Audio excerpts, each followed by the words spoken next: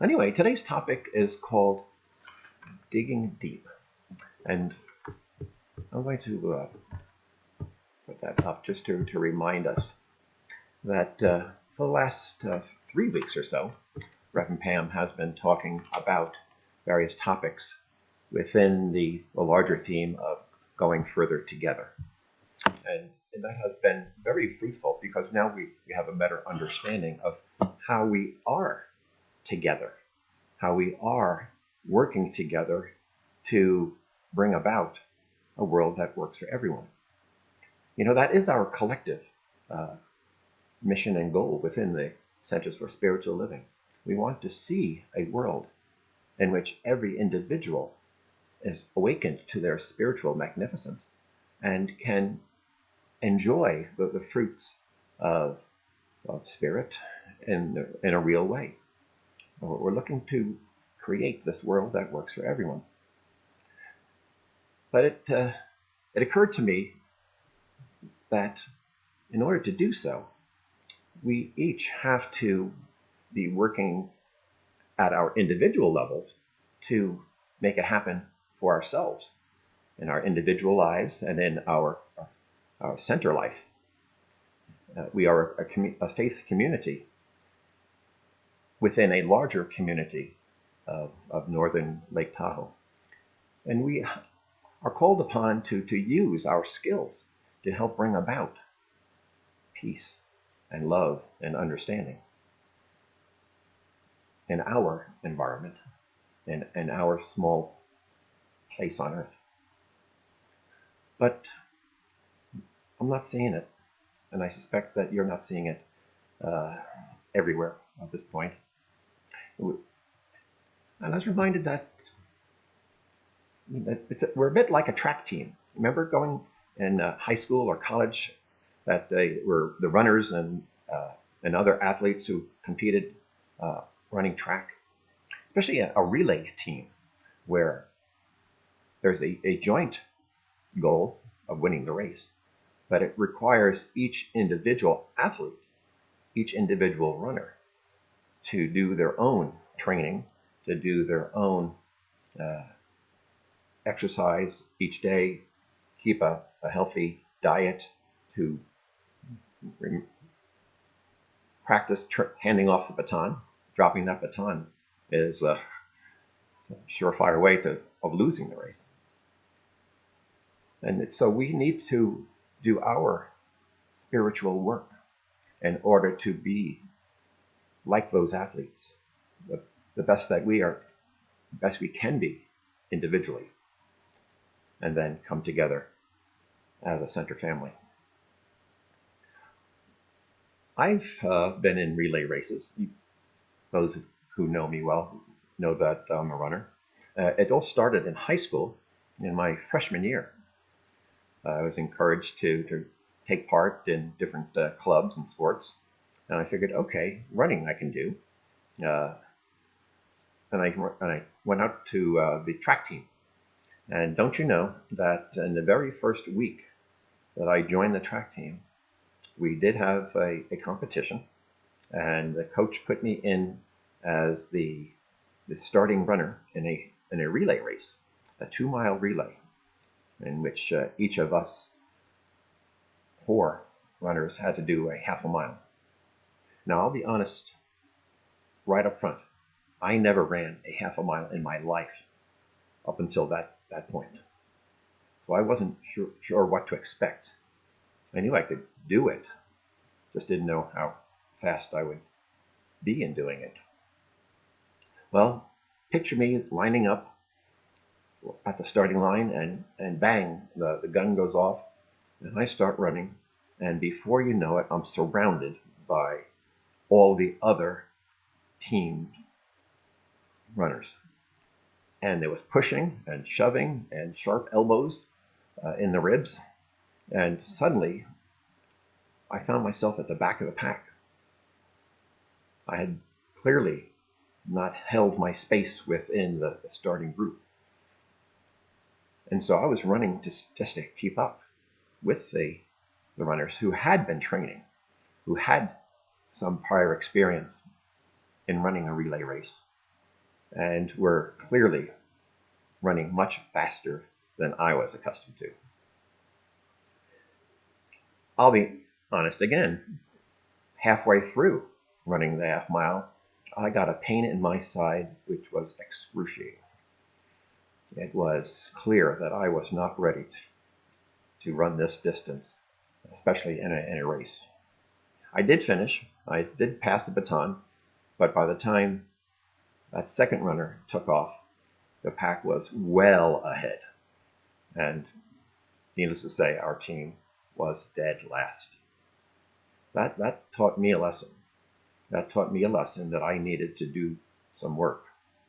I needed to get out on the track each and every day to stretch my muscles, to build up my endurance, to learn how to hold your space in a crowded field of runners. And it wasn't until much later in life, in fact, 25 years later in life, that I ran my second relay race. It was an embarrassing experience for me. It was so embarrassing that I dropped out of the team. I felt like I didn't belong there. Um, but that was on me. That was on me, and I knew it.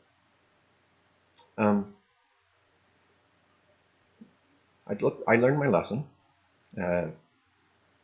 I mentioned that second relay race. That was 25 years later, when I was now in the Army and serving in Hawaii. I was asked to join a relay team right at the last minute, actually, to run around the island of Oahu. It's about 120 miles all the way around. And we were a group of 6, and each of us had to run a portion and jump in the back of a van while the second runner ran. The first runner would take a break inside the van, and then further on up the line, we'd switch off again, passing a baton to each other. And so we did this in turn. It took about 12 hours to run it all. It was a quite a lengthy event. There was a break at night because the path was actually running near a cliff, and we didn't want anyone accidentally falling off in the darkness. But that time, I was prepared. That time, I knew what to expect. And that time, our team, we didn't finish first, but we finished in a respectable place. So this idea of collective effort to achieving a common goal, that's something that we do all the time. We're not just in a sporting environment, but also in a work environment. There are teams that often come together to accomplish a task. We do it as a spiritual community, coming together to hold a service or run a class or conduct an activity together. We all like the feeling that comes from being part of something larger than ourselves, feeling that this feeds a need, be it a social need or another type of psychological need, to be with other people and doing things together.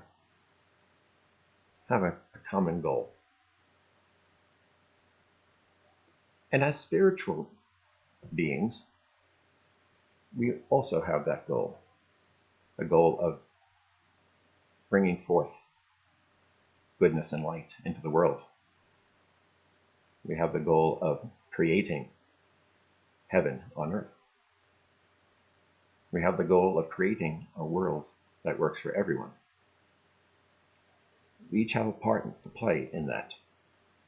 And I would say, not just a small part, but a rather large one, because we have been blessed with the knowledge that Ernest Holmes captured in his book, The Science of Mind, and in other readings as well. We are entrusted with the ability to change the situation we find ourselves in.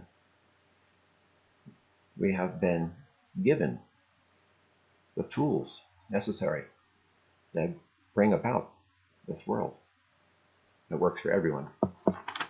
There's a Bible quote that I want to share with you, which is very relevant to this point.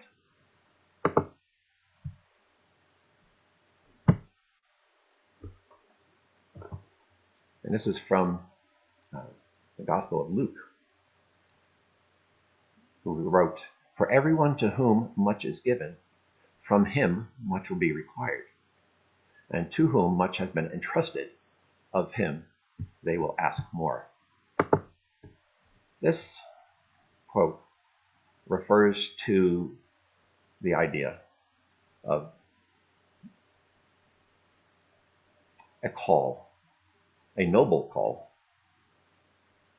a call to do what we can as we're able individually to make the world a better place.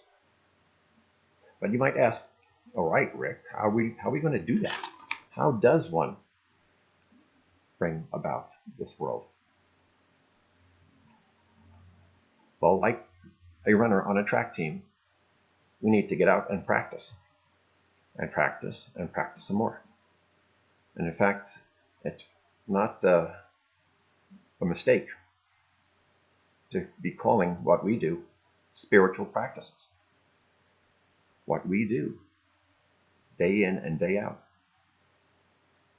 can have incremental benefits for ourselves as well as for others, be it through meditation or prayer, sacred reading, or hearing sacred music. All of these are ways that we can bring forth greater experience of heaven on earth for ourselves and for others. It's on us to help as we can. And that means that we need to dig a little deeper than we've been doing. We need to do it even more so than we have been up to now. And that can be scary. That can be scary because to go deeper means that we have to confront things that we are very good at hiding from our conscious minds.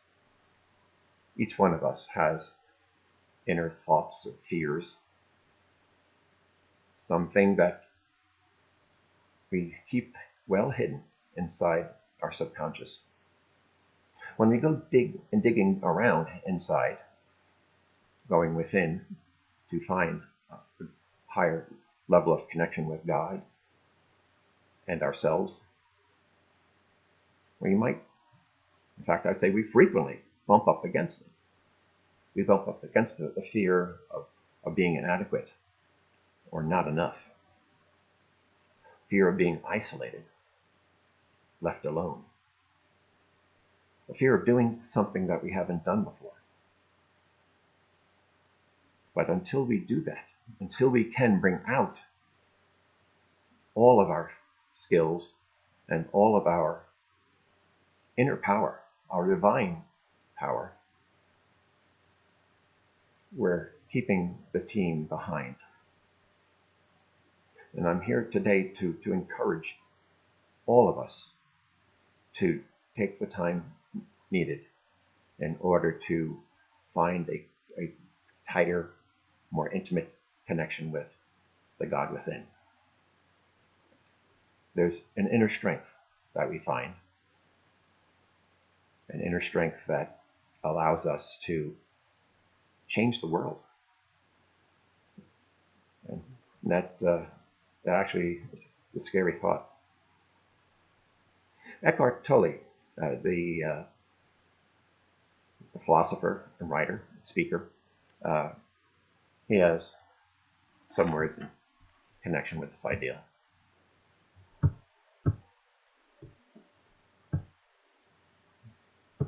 I can find it now.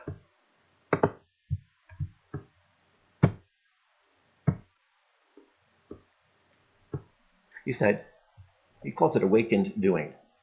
Awakened doing is the alignment of your outer purpose, what you do, with your inner purpose, that is, awakening and staying awake. Through awakened doing, you become one with the outgoing purpose of the universe. Awakened doing, that is something that we can all accomplish. Waking up to our spiritual self, our spiritual strength, our spiritual call, and putting it into action. As Nancy read from the Science of Mind this morning, Spirit does for us by working through us. That we have that power to access the creative process and put forth the types of conditions that we want to see. And we do that in concert with others. We do it by our donations to charity, our volunteer work, and even just by being ourselves in our daily lives, interacting with others at the store or at school or wherever we come together with others. We can bring forth the enlightenment, bring forth the goodness and kindness that we demonstrate as spiritual persons in a non-spiritual world. When was the last time you had someone come up to you at work or school or at the grocery store and ask, where did you learn that? How did you get to be the way you are? I bet it's been a while, if ever. But when you go deeper and connect with the divinity within, it can't help but shine through. It comes out through your speech, it comes out through your demeanor, it comes out through a feeling of peace and calm that surrounds you. And this is something that we can all aspire to. Excuse me.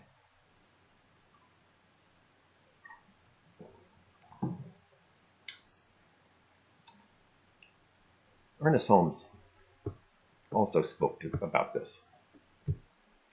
He's not in the Science of Mind, but rather it was in one of his lectures. Pardon me.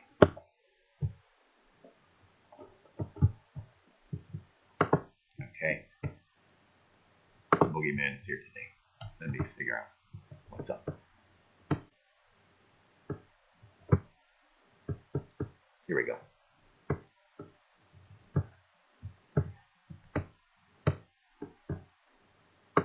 In his collected writings, you can find different essays that he wrote. And one of these essays called Ideas of Power. And he talks about being connected with God. We shall know each other in God. And we shall know God in each other. As our thought of God reaches to embrace the universe, our arms will be around each other. What he's referring to is the point when we all wake up to our divinity and we all demonstrate that divinity in our day-to-day lives. What he was saying is that we will see it in each other as well. We will know it for ourselves and see it in others, and as we reach out into the universe, our arms will be around each other. What an amazing thought. What an amazing inspiration.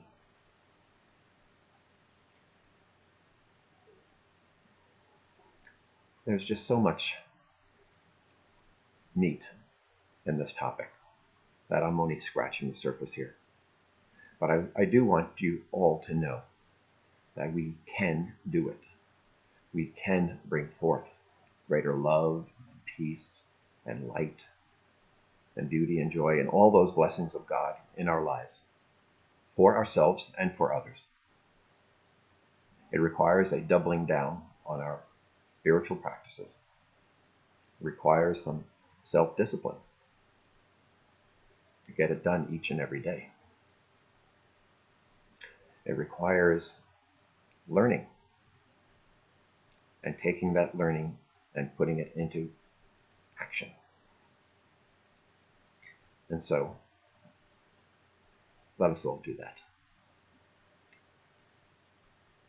I'd like to wrap things up today with the runner's prayer.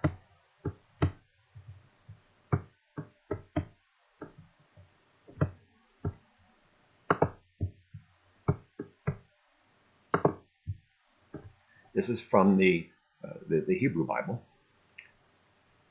The prophet Isaiah wrote this. They that wait upon the Lord shall renew their strength. They shall mount up with wings as eagles. They shall run and not be weary. They shall walk and not faint. Let's take this thought into prayer.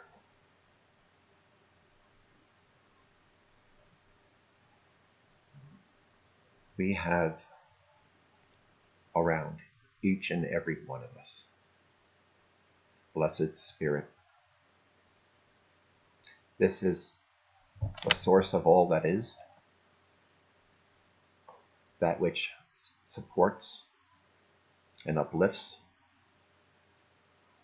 all who live, who have ever lived, or shall live.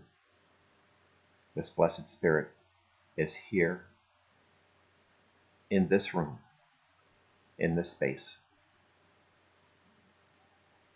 bringing forth all the good things in life. And we know that Spirit is asking us to bring forth this heaven on earth, this world of peace and understanding,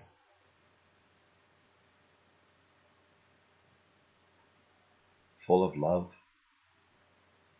full of comfort, full of grace and ease, that we need not continue to struggle with hate,